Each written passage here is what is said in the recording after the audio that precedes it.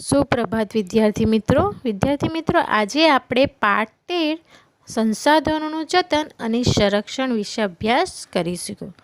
વિદ્યાર્થી મિત્રો, આ પાઠમાં આપણે સંસાધન એટલે શું, સંસાધનોના પ્રકાર અને કયા કયા સંસાધનો છે તેના વિશે અભ્યાસ કરીશું। કુદરતી સંસાધન અને માનવ સર્જિત સંસાધનોમાં કયા કયા સંસાધનો છે, આ સંસાધનોનું જતન કઈ રીતે કરી શકાય, સંરક્ષણ કઈ રીતે કરી શકાય તેનો અભ્યાસ આપણે આ પાઠમાં કરવાના છે। અને આ સંસાધનો આપણા માટે કેટલા ઉપયોગી છે, કેટલા મહત્ત્વના છે અને શા માટે તેનું આપણે સંરક્ષણ જતન કરવું જોઈએ તેનો અભ્યાસ આપણે આ પાઠમાં કરવાના છીએ।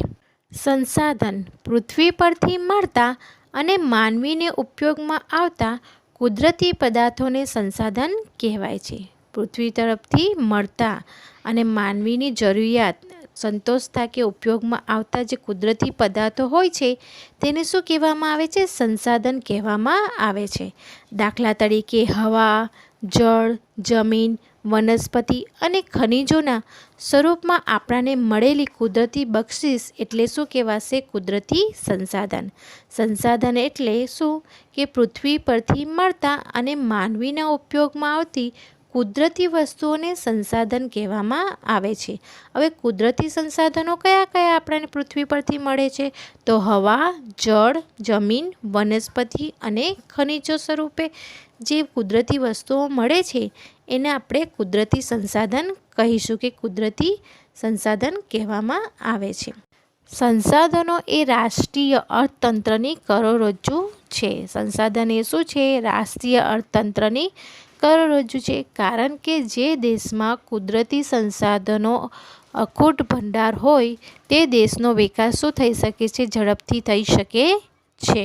તેથી કહેવાય છે કે સંસાધનો એ રાષ્ટ્રીય અર્થતંત્રનો શું છે? કરોડરજ્જુ છે। તે લોકોની શક્તિ અને સમૃદ્ધિના આધારસ્તંભો છે। સંસાધનોની કેટલીક ચોક્કસ વિશેષતાઓ અને ઉપયોગિતાઓ હોય છે। કુદરત તરફથી જે પ્રાપ્ત થતા સંસાધનો છે એ સંસાધનોની ચોક્કસ વિશેષતા હોય છે અને તેની ઉપયોગિતા હોય છે। સામાન્ય રીતે સંસાધનો મર્યાદિત માત્રામાં ઉપલબ્ધ છે। સામાન્ય રીતે આ જે કુદરતી સંસાધનો છે એ શું છે? પૃથ્વી પર મર્યાદિત ભાગમાં ઉપલબ્ધ છે, મળી આવે છે। તે સંસાધનોને વધુ ઉપયોગી બનાવવા આપણે વિવિધ તકનીકોનો ઉપયોગ કરવો જોઈએ। એટલે કે જે સંસાધનો પૃથ્વી પર મર્યાદિત પ્રમાણમાં છે તે સંસાધનોનો ઉપયોગ કરવા માટે તે આપણે શું કરવું જોઈએ? તકનીકી ઉપયોગ કરવા જોઈએ, જેથી એનો શું કરી શકાય? બચાવ પણ કરી શકાય અને લાંબા ગાળા સુધી આપણે એને શું કરી શકીએ? ઉપયોગ કરી શકીએ। હવે આપણે જોઈ ગયા કે સંસાધનો એટલે શું। વિદ્યાર્થી મિત્રો, આ કુદરતી સંસાધનો આપણાને ઘણી રીતે ઉપયોગી છે, વિવિધ રીતે ઉપયોગી છે।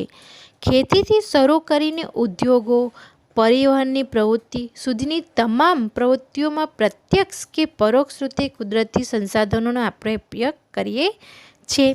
હવે તમને પૂછવામાં આવે કે કુદરતી સંસાધન આપણને કઈ કઈ રીતે ઉપયોગી છે, તો મેં તમને હમણાં હાલ કહ્યું તો કુદરતી સંસાધનો ખેતી, ઉદ્યોગો, પરિવહનની પ્રવૃત્તિઓમાં પ્રત્યક્ષ કે પરોક્ષ રીતે આપણાને ઉપયોગી છે। ખોરાક તરીકે, જમીન અને વનસ્પતિમાંથી મળતી વિવિધ સામગ્રી તરીકે, તેમજ ઈંધણ અને ઉર્જા તરીકે પણ કુદરતી સંસાધનો આપણને ઉપયોગી છે। સંસાધનોને સામાન્ય રીતે બે પ્રકાર પડે છે, બે જૂથ પડે છે। એક કુદરતી સંસાધન અને બીજું માનવ સર્જિત સંસાધન। તમને પ્રશ્ન કરવામાં આવે કે સંસાધનોના કુલ કેટલા જૂથ પડે છે, કેટલા પ્રકાર છે? તો બે પ્રકાર છે, બે જૂથ છે। એક કુદરતી સંસાધન અને બીજું માનવ સર્જિત સંસાધન।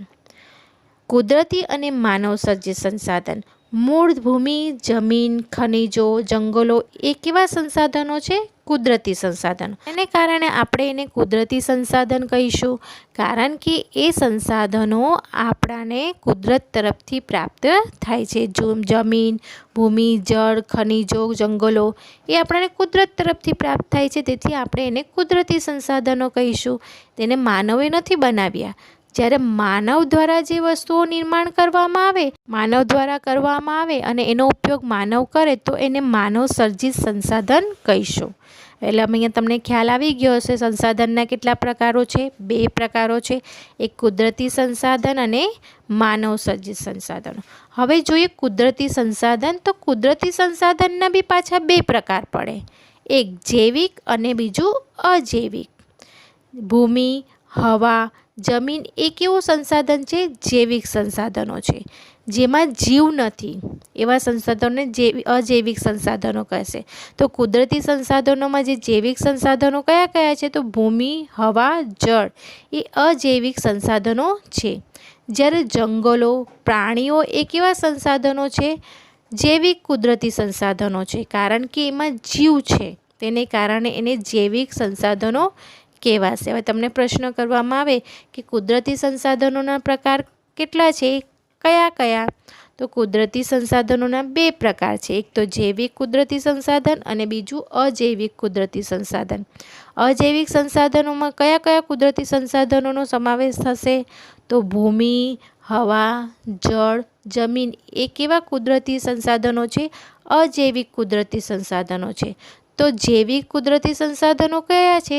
તો જંગલો અને પ્રાણીઓ એ જૈવિક કુદરતી સંસાધનો છે.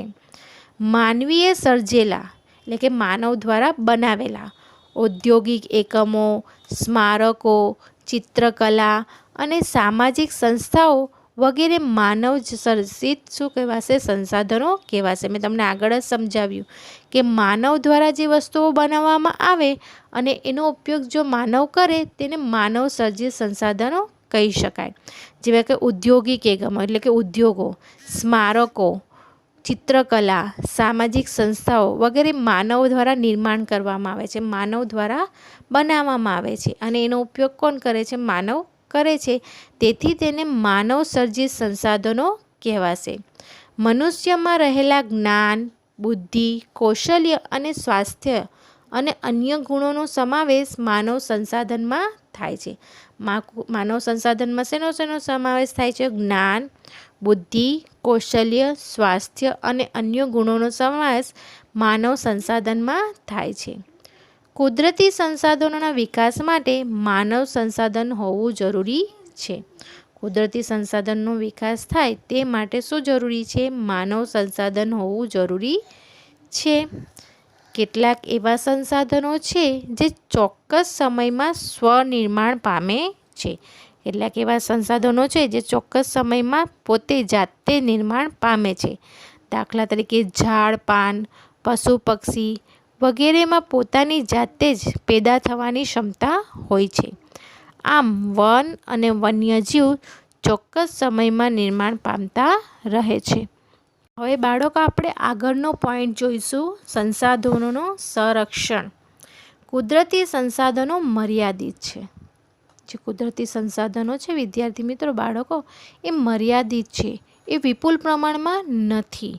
તેથી તેનો વિવેકપૂર્વક ઉપયોગ કરવો પડે. જેટલી જરૂરિયાત હોય એટલો જ પ્રમાણમાં તેનો ઉપયોગ કરવો પડે. એનો બગાડ કરી શકાય નહીં, કારણ કે એ કુદરતી સંસાધનો છે એ મર્યાદિત પ્રમાણમાં છે. જ્યારે માનવીની જરૂરિયાતો કેવી છે? અમર્યાદિત છે. કુદરતી જે સંસાધનો છે તે મર્યાદિત છે, ઓછા છે. જ્યારે માનવીઓની જે જરૂરિયાતો છે તે અમર્યાદિત છે, ખૂબ ઘણી બધી છે. છેલ્લા કેટલાક વર્ષોથી તકનીકી ક્ષેત્રે થયેલા અસાધારણ વિકાસ અને વસ્તી વિસ્ફોટથી સંસાધનોનો ઉપયોગ ખૂબ વધી ગયો છે. છેલ્લા કેટલાક વર્ષોથી તકનીકી એટલે કે વૈજ્ઞાનિક શોધોનો ઉપયોગ થવાને કારણે, અસાધારણ વિકાસ થવાને કારણે અને વસ્તી વધારાને કારણે આ જે મર્યાદિત કુદરતી સંસાધનો છે તેનો ઉપયોગ શું થઈ ગયો છે? વધી ગયો છે.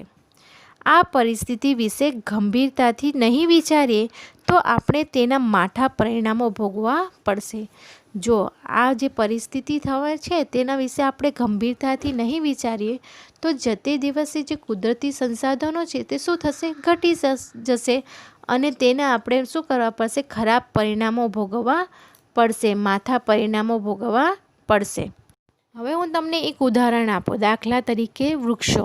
વૃક્ષો એ કુદરતી સંસાધન છે, પરંતુ આપણે આપણી જરૂરિયાત માટે વૃક્ષોનું શું કરીએ છીએ? છેદન કરીએ છીએ. જો આપણે આપણી જરૂરિયાત માટે બેફામ વૃક્ષોનું છેદન કરીશું, કાપીશું, આપણાને વૃક્ષો કેટલા ઉપયોગી છે આપણાને ખબર છે, અને વૃક્ષોનું પ્રમાણ ઓછું થશે તો પૃથ્વી પર ગરમીનું પ્રમાણ વધશે, વરસાદ ઓછો પડશે, વગેરે વસ્તુ, હવા શુદ્ધ હવા આપણાને પ્રાપ્ત થશે નહીં.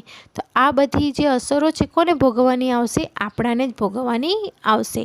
દાખલા તરીકે ઘણા બધા ખનિજો છે, જો એ ખનિજો આપણાને પ્રાપ્ત થતાં બંધ થઈ જાય, કારણ કે એ મર્યાદિત છે ને આપણે એનો બેફામ ઉપયોગ કરીએ ને આપણાને મળતા બંધ થઈ જાય, તો આપણા ઉદ્યોગો છે તેમજ અન્ય જે વસ્તુઓ છે તે પણ શું થઈ જાય? બંધ થઈ જાય. તેથી આ જે ખનિજો છે કે કુદરતી સંસાધનો છે તેનો આપણે મર્યાદિત પ્રમાણમાં ઉપયોગ કરવો, વિવેકપૂર્વક ઉપયોગ કરવો જોઈએ.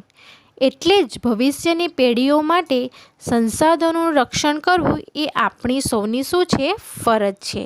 સંસાધનોનું સંરક્ષણ એટલે શું?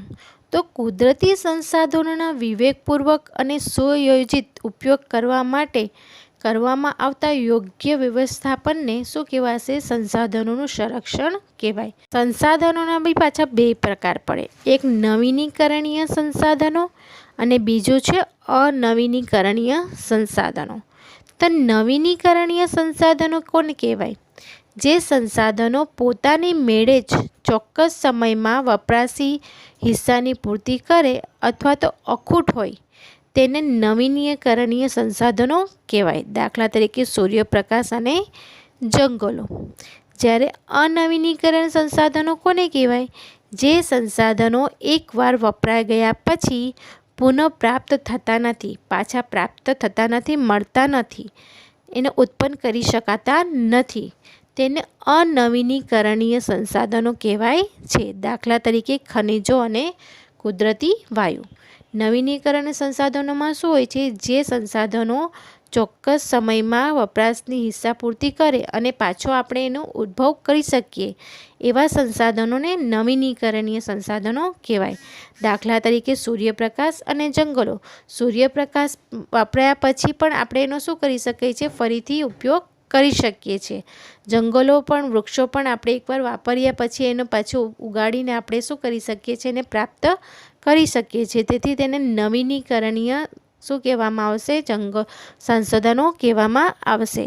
જ્યારે ખનિજ તેલ અને કુદરતી વાયુઓ એ અખૂટ નથી, એ મર્યાદિત પ્રમાણમાં છે. એકવાર તેનો વપરાશ થઈ જાય પછી તેને આપણે ઉત્પન્ન કરી શકતા નથી, તેથી એને અનવીનીકરણીય સંસાધનો કહેવામાં આવે છે.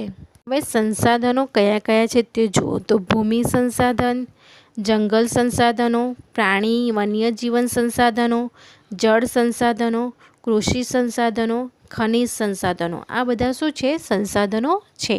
અને આ સંસાધનો કેવા પ્રકારનું સંસાધન છે? કુદરતી સંસાધન. કેમ કે ભૂમિ, જળ, જંગલ, પાણી, ખનિજ એ બધા સંસાધનો આપણાને કુદરત તરફથી પ્રાપ્ત થાય છે, તે બી શું કહેવાશે? કુદરતી સંસાધનો કહેવાશે. આ ઉપરાંત માનવી પણ સ્વયં એક સંસાધન છે. સંસાધનોને માલિકી, પુનઃપ્રાપ્યતા, વિતરણ ક્ષેત્રના આધારે પણ વર્ગીકૃત કરવામાં આવે છે. તો વિદ્યાર્થી મિત્રો, અહીં સુધી આપણે સંસાધન એટલે શું, સંસાધનોનો પ્રકાર ભણ્યા કે સંસાધનના બે પ્રકાર છે, એક તો કુદરતી સંસાધન અને માનવ સર્જિત સંસાધન. કુદરતી સંસાધનમાં શેનો સમાવેશ થાય? તો ભૂમિ, જળ, ખનિજો, જંગલો એ કુદરતી સંસાધન છે. માનવ સર્જિત સંસાધનોમાં ઉદ્યોગો, એકમો, સ્મારકો, ચિત્રકલા, સામાજિક સંસ્થાઓ, એને શું કહેવાશે? માનવ સર્જિત સંસાધનો કહેવાશે. ત્યાર પછી ભણ્યા સંસાધનોનું સંરક્ષણ એટલે શું. પછી સંસાધન સંરક્ષણના બી બે પ્રકાર પડે, એક તો નવીનીકરણ સંસાધન અને બીજું અનવીનીકરણીય સંસાધનો. કયા કયા સંસાધનો હોય છે? તો ભૂમિ સંસાધન, જંગલ સંસાધન, પ્રાણી વન્યજીવન સંસાધન, જળ સંસાધન, કૃષિ સંસાધન, ખનિજ સંસાધન. આટલે સુધી આપણે અભ્યાસ કર્યો. કાલે પછી આપણે અભ્યાસ કરીશું, એક એક સંસાધનો વિશે આપણે વિસ્તારથી અભ્યાસ કરીશું. તો પહેલું કાલે ભણીશું ભૂમિ સંસાધન.